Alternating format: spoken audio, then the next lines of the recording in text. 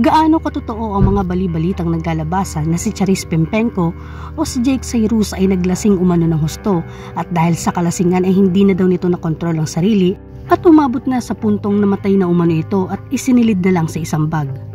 Bago tayo magpatuloy sa video ito, huwag niyong kalimutan pindutin ang subscribe button.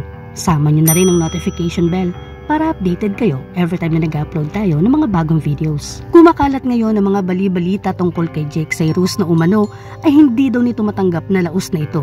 Kung dati ay kabi-kabila ang mga offer sa kanya, ngayon daw ay kahit sa maliit na gigs ay tinatanggihan na rin ito. Umabot din sa puntong sinubukan umano nitong bumalik kay David Foster at Oprah, ngunit pareho daw siyang tinanggihan at nireject ng mga ito.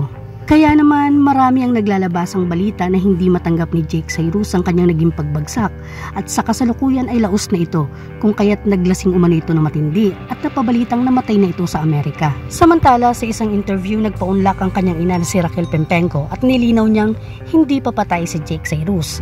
Ayon pa sa kanya, totoo raw na naglasing ng husto si Jake at dinala sa ospital, ngunit wala daw katotohanan na inilagay o isinilit ito sa isang bag. Maaaring naglasing lang daw ito ng husto dahil na rin daw sa mga problema. Inamin din ng kanyang ina na hanggang ngayon ay galit pa rin sa kanyang anak at hindi pa daw ito nakikipag-communicate sa kanya. Inamin din niya na ayon sa kanyang mga nababalitaan ay totoo daw na sinubukan ni Jake Cyrus na bumalik kina David Foster at Oprah at kinumpirma niyang nireject ito. Dagdag pa niya, nauunawaan daw niya kung tinanggihan man ng mga ito si Jake dahil ang gusto raw ng mga ito ay ang dating Charis Pimpenko, kung saan ikumakanta ng mga money note ng ibig sabihin ay yung mga matataas at pambirit na kanta. Sa ngayon daw kasi ay hindi na ganun ang timbre ng boses ni Jake dahil nga sa pinipilit nitong maging boses lalaki.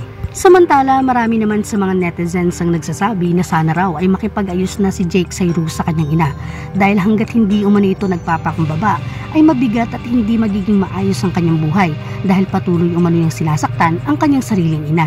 Marami naman sa mga netizens, partikular na mga tagahanga nito, na nagsasabing sana raw ay bumalik na ang dating Charis Pimpenko. Marami sa kanila ang umaasa na sana raw ay isang araw ay muli nilang marinig ang orihinal na boses nito. Ikaw, isa ka rin ba sa umaasa na baka isang araw ay muli nating marinig ang muling pagbirit nito kasabay ng pagbabalik ng kanyang orihinal na identity bilang isang Charis Pimpenko? Maaari kayong mag-iwan ng inyong komento at opinion sa ating comment section. Kung nagustuhan nyo ang video ito, huwag nyo kalimutan pindutin ang subscribe button. Sama nyo na rin ang notification bell para updated kayo every time na nag-upload tayo ng mga bagong videos.